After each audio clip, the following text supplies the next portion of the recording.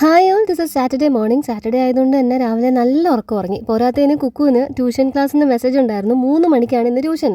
അപ്പോൾ രാവിലെ അവനെയും വിളിക്കാൻ പോയില്ല. എണീറ്റപ്പോൾ തന്നെ ഏകദേശം 10 മണിയായി. തൽക്കാല ആശ്വാസത്തിന് എല്ലാവർക്കും എന്തെങ്കിലും കൊടുക്കണ്ടേ. ഞങ്ങൾക്ക് രണ്ടുപേർക്കും ഓരോ കോഫി ഉണ്ടാക്കി.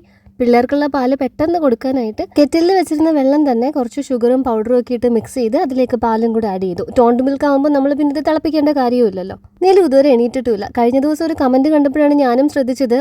കഴിഞ്ഞ വീഡിയോയിൽ ഈ ഒരു കുർത്ത ബോട്ടം ലിങ്ക് ടാഗ് ചെയ്തത് അവിടെ നിന്ന് പോയിരുന്നു.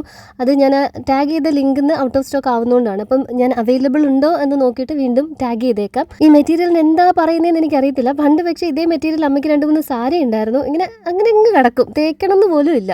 ഇവിടെ സാറ്റർഡേയ്സ് ക്ലീനിങ്ങിനായിട്ടാണ് പൊതുവെ മാറ്റി വെക്കാറുള്ളത്. കുക്കു സാർ അവൻ്റെ റൂം ക്ലീൻ ചെയ്യണം, ആലൻ ഫിഷ് ടാങ്ക് ക്ലീൻ ചെയ്യും. പിന്നെ ഈ ഒരു സാറ്റർഡേ സൺഡേ യൂസ് ചെയ്ത് തന്നെ നമ്മുടെ ഇവിടെയുള്ള സകല വണ്ടികളും കഴുകി വൃത്തിയാക്കി തുടച്ചു വെക്കും. ബ്രേക്ക്ഫാസ്റ്റിന് ഇപ്പോൾ ഞാൻ എളുപ്പത്തിൽ പെട്ടെന്ന് ചെയ്തെടുക്കാൻ പറ്റുന്നത് ഇഡലിയാണ്. അതുകൊണ്ടാണ് ഇഡലി ഉണ്ടാക്കാൻ പോകുന്നത്.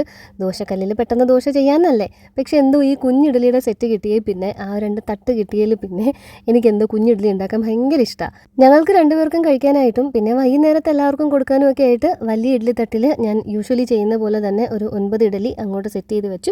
പിന്നെ നമ്മുടെ കുട്ടി ഇഡ്ഡലി തട്ടിൽ 2 പേർക്ക് ഓരോ തട്ട് വീതം കൊടുക്കാമല്ലോ, അതും സെറ്റ് ചെയ്തു. ഇനിയിപ്പോൾ പെട്ടെന്ന് ഉണ്ടാക്കാൻ പറ്റുന്ന കറി ചമ്മന്തിയുമാണ്. തിരികെ വെച്ച തേങ്ങ ഫ്രിഡ്ജിലുണ്ടായിരുന്നു. ചമ്മന്തിക്കുള്ള കൂട്ടങ്ങ് അരച്ചെടുത്തു. അമ്മ ഇപ്പോൾ മിക്സിയിൽ ഇങ്ങനെ എന്തെങ്കിലും അരച്ചാലും ഇതേ പോസിലാണ് നിൽക്കുന്നത്. ഞാനും ഇപ്പോൾ വന്ന് അതേ പോസിലാണ് നിൽക്കുന്നത്.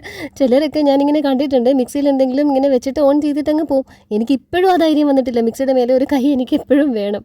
പിന്നെ വിശപ്പിൻ്റെ വിളിയും എത്തി തുടങ്ങിയതുകൊണ്ട് ചടപടയെന്ന് നമ്മുടെ കടായി എടുത്ത് വെച്ച് അതിലേക്ക് വെളിച്ചെണ്ണ ഒഴിച്ച് കടുകിട്ട് പൊട്ടിച്ച് കുറച്ച് ചെറിയുള്ളിയും കറിവേപ്പിലയും വറ്റൽമുളകും ഒക്കെ ഇട്ട് താളിച്ച് അതിലേക്ക് അരച്ച് വെച്ച ചട്നിയും ലേശം വെള്ളവും. ദോശയാണെങ്കിൽ ചട്നിക്ക് അല്പം വെള്ളം നീട്ടി എടുത്ത് ദോശ ഇങ്ങനെ സോക്കായിട്ട് ഇരുന്നിട്ട് പിന്നീട് എടുത്ത് കഴിക്കാൻ നല്ല ടേസ്റ്റാണ്.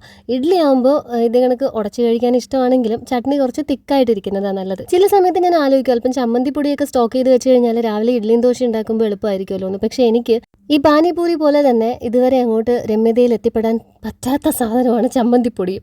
ഞാൻ കഴിച്ചു നോക്കിയിട്ട് എനിക്കതങ്ങോട്ട് ഇഷ്ടപ്പെട്ടിട്ടില്ല. അതുകൊണ്ട് ഞാൻ പിന്നീട് ട്രൈ ചെയ്യാനും നിന്നിട്ടില്ല. അങ്ങനെ ഞങ്ങൾക്കുള്ള ഇഡ്ഡലിയും ചട്നിയൊക്കെ എടുത്ത് ബ്രേക്ക്ഫാസ്റ്റ് കഴിഞ്ഞു. Hope you all had a wonderful day. Support ചെയ്യുന്ന എല്ലാവർക്കും ഒരുപാട് താങ്ക്സ്. നമുക്ക് അടുത്ത വീഡിയോയിൽ ഉടനെ കാണാം.